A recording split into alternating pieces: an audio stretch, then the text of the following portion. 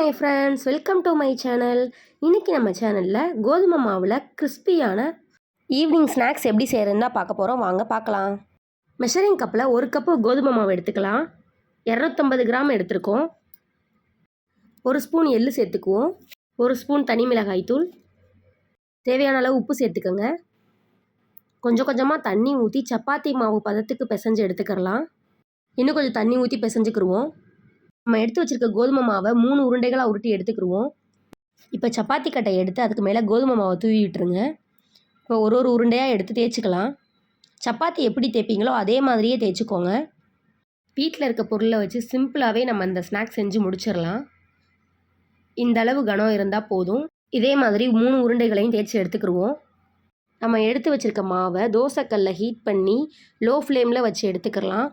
சப்பாத்தி மாவு மாதிரி வேகணும்னு அவசியம் இல்லை. நார்மலாக அந்த ஈரம் உணர்ந்தாலே போதும். அந்த ஸ்நாக்ஸை ஷேப் பண்ணி எடுத்துருவோம். எடுத்து வச்சுருக்க கோதுமை மாவை சப்பாத்தி கட்டையில் வச்சு கத்தி வச்சு இதே மாதிரி கட் பண்ணி எடுத்துக்கோங்க. நான் இன்றைக்கி இந்த ஷேப்பில் தான் கட் பண்ணுறேன். நீங்கள் உங்களுக்கு தேவையான ஷேப்பில் கட் பண்ணிக்கோங்க. இதே மாதிரி நம்ம எடுத்து வச்சுருக்க 3 பீஸையும் ஷேப் பண்ணி எடுத்துக்கலாம். ஒரு கடாயில் எண்ணெய் ஊற்றி எண்ணெய் காஞ்ச உடனே அடுப்பை மீடியம் ஃப்ளேம்லேயே வச்சுக்கோங்க. இப்போ நம்ம எடுத்து வச்சுருக்க கோதுமை மாவை ஒன்றா சேர்த்து விட்டுருவோம். நல்லா எண்ணெயில் ஃப்ரை ஆகி வரட்டும். தோசைக்கல்லில் 1 நிமிஷம் போட்டு எடுத்த பிறகு சப்பாத்தி கட்டையில் போட்டு ஷேப் பண்ணிங்கன்னா ஷேப் நல்லா வரும்.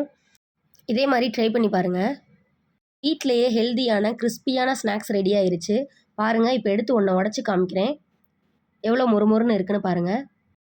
வீடியோ பிடிச்சிருந்துச்சுன்னா லைக் பண்ணி ஷேர் பண்ணி கமெண்ட் பண்ணுங்கள். இது மாதிரி ஹெல்த்தியான ரெசிபீஸ் பார்க்க நம்ம டிகே ஹெல்த்தி ஃபுட்ஸ் சேனலை சப்ஸ்கிரைப் பண்ணுங்கள். தேங்க்யூ.